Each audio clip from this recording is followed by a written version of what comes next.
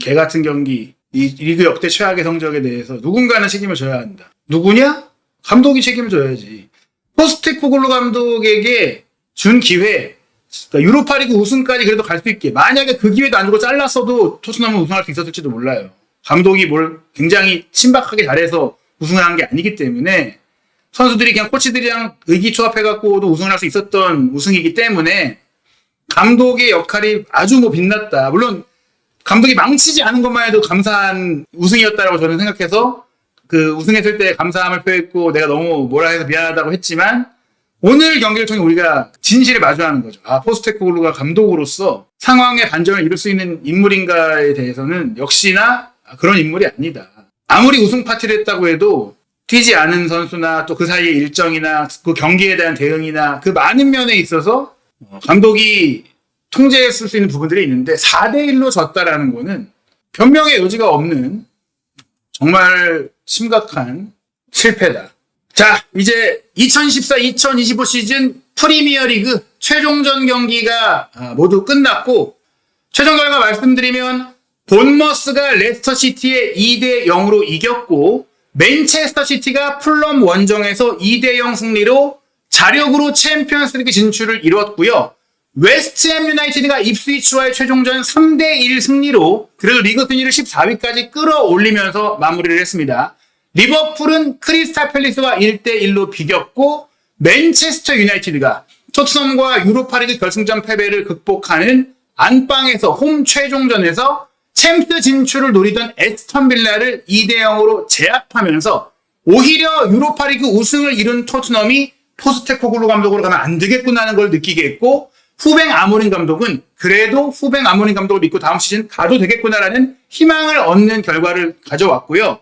뉴캐슬은 에버튼과 홈경기 0대1의 충격적인 패배를 당했지만 에스턴 빌라가 맨유 원정에서 패배함으로 인해 운 좋게 챔피언스리그 진출권을 지킬 수 있게 됐고요.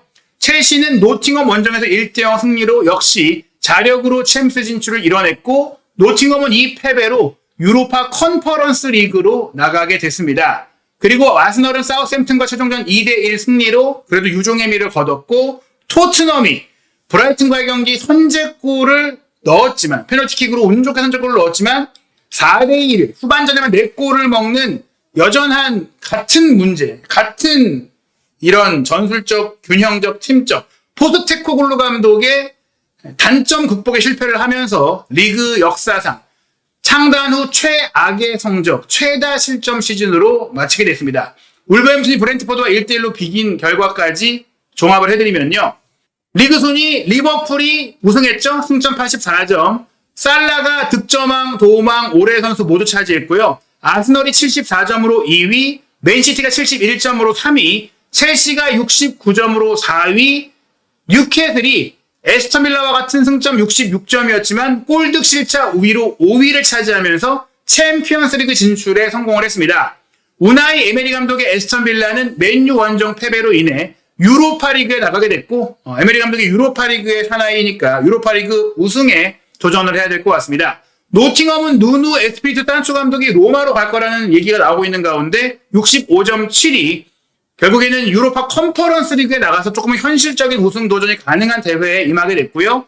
브라이튼 8위, 본머스 9위, 브렌트포드 10위, 풀럼이 11위고 팰리스 12위, 에버튼 13위, 웨스트햄 14위인데 에버튼하고 웨스트햄이 바로 시즌 도중에 감독 교체를 통해서 성적을 쭉 끌어올리는 성과를 낸 팀이고 맨유는 감독을 바꿨지만 15위, 부진한 성적으로 시즌을 마치게 됐고 울버햄튼은 감독을 바꾸고 그래도 강등권을 탈출해서 42점 16위인데 바로 이 하위권 팀들은 에버튼, 웨스트햄, 맨유, 울버햄튼 이 4개 팀은 감독을 바꾸고 감독을 바꾸지 않은 토트넘보다 더 좋은 성적을 냈다. 토트넘은 17위로 결국에는 리그 출범 후 최악의 성적을 기록을 하게 됐는데요.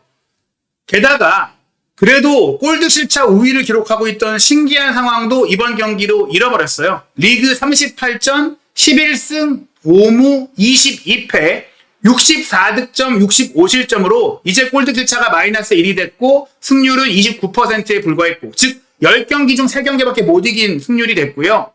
올 시즌 전체 기록 60경기 26승 8무 26패. 정확히 이제 승리와 패배가 같은 그런 결과가 나왔는데 105득점 97점. 여기서 골득실 차라는 플러스였지만 90골을 먹었다. 그리고 26패를 당한 것은 토트넘이 창단한 이후 한 시즌 공식 경기 최다 패배를 기록한 것입니다.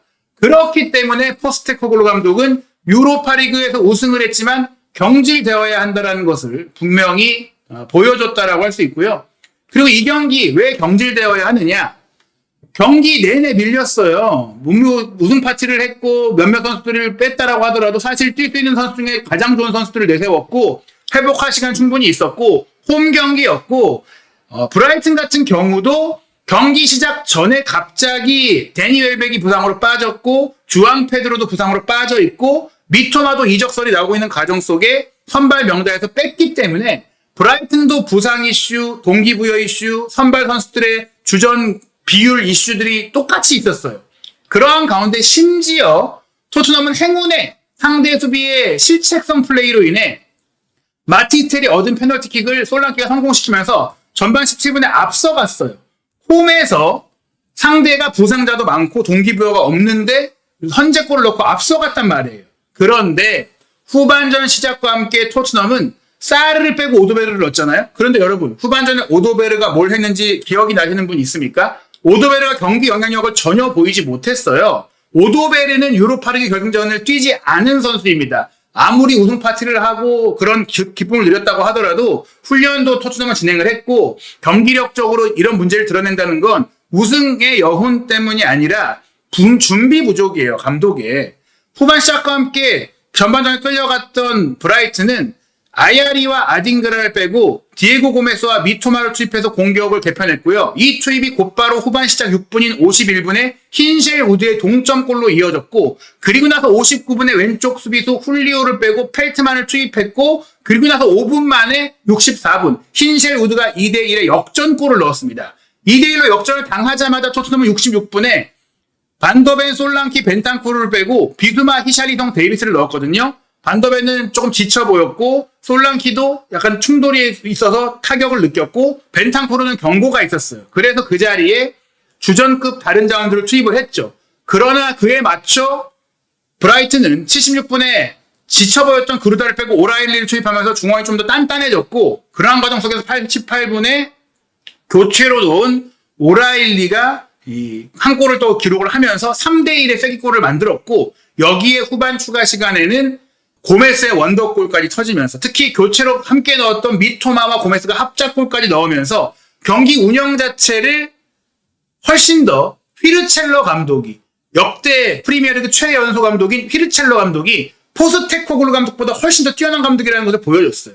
경기 기록 보시면 32%로 점유율 밀렸죠. 토트넘 홈에서 완전 압도당했죠. 전반전에 앞섰던 기대 득점도 1.95골에서 후반전에 많이 못 높였고 전반전 기대 득점이 한 골이 채 되지 않았던 브라이튼은 후반전에만 거의 대부분의 기대 득점을 높이는 2.27골의 기대 득점의 기회를 만들었고 전체적으로 4골의 빅찬스, 4개의 빅찬스를 만들면서 이 골이 원더골로 들어간 골도 있었기 때문에 빅찬스를 다 살렸다면 이 경기는 브라이튼이 5, 6골을 넣을 수 있을 정도의 내용이었어요. 브라이튼은 23개나 슈팅을 했고 8개가 유효 슈팅으로 갔고 골대를 때리고 나왔던 발레바의 슈팅도 있었습니다. 그것까지 포함을 하면 정말 6, 7골을 넣을 수 있는 경기 내용이었어요.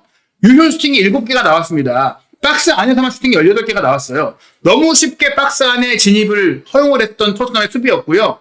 그리고 세트피스에 약하다. 코너킥 수비가 너무 허술하다라는 지적이 계속 나오고 있는데 그게 개선이 안 되고 있어요. 동점골 내줄 때 헤딩 일로 나와서 헤딩 밑으로 딱 흘려주고 흰셰르드가 때려 넣을 때 선수들의 반응, 집중력, 대비 모두 부족했죠. 또 한 번 또 코너킥으로 골을 먹었음에도 불구하고 또 당했잖아요.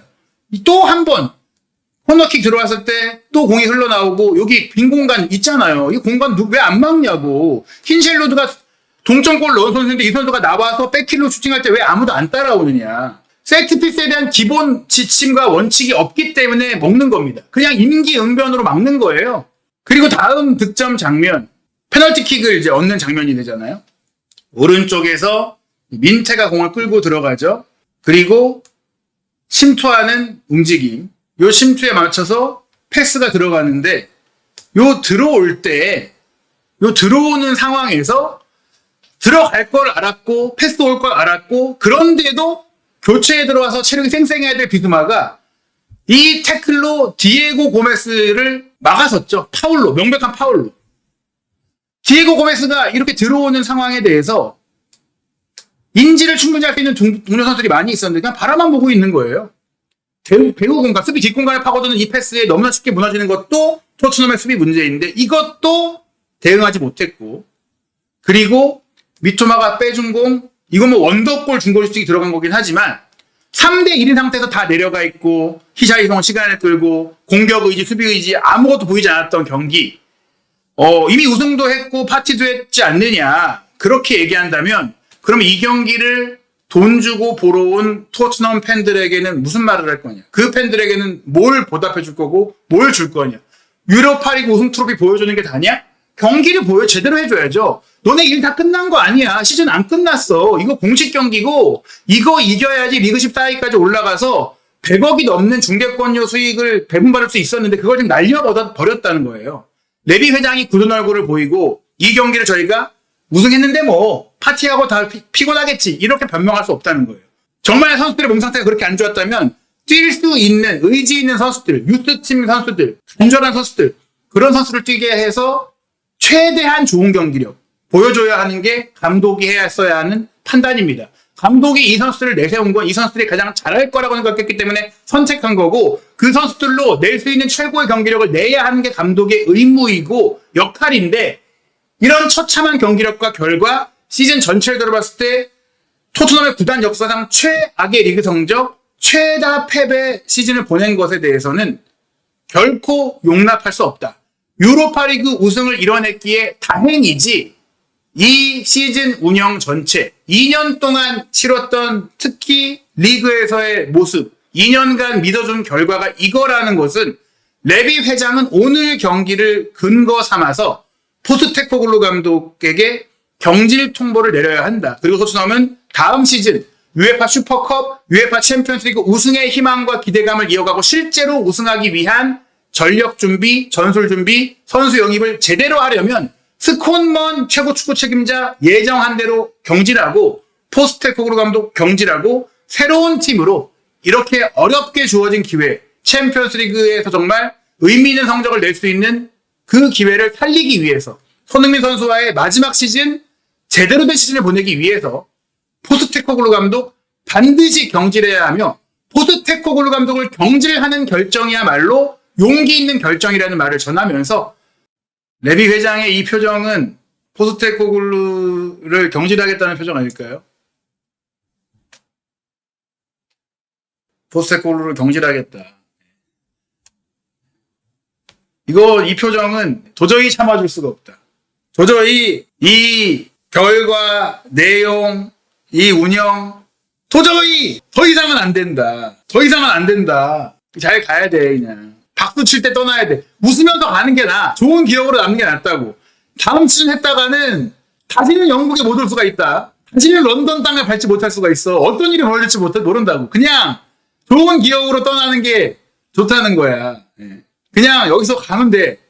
기분 좋게 가. 200만 파운드 우승 보너스 받고 그냥 가. 새로운 팀에서 새롭게 출발하라고. 오늘 입중계 그리고 오늘 경기 분석 여기서 마치고요. 과연 포스테코글루 감독이 이 패배 이후 어떤 말을 할지, 또 레비 회장이 어떤 결정을 내릴지에 대해 소식이 전해지는 대로 여러분들께 분석 영상을 통해 전해드리도록 하겠습니다. 한주님에는 계속해서 긴급한 사안에 대해서 라이브 방송, 소통 방송으로 함께하고 최대한 많은 경기 입중계로 여러분들과 함께 경기를 보면서 축구 이야기 나누는 방송이 되도록 하겠습니다.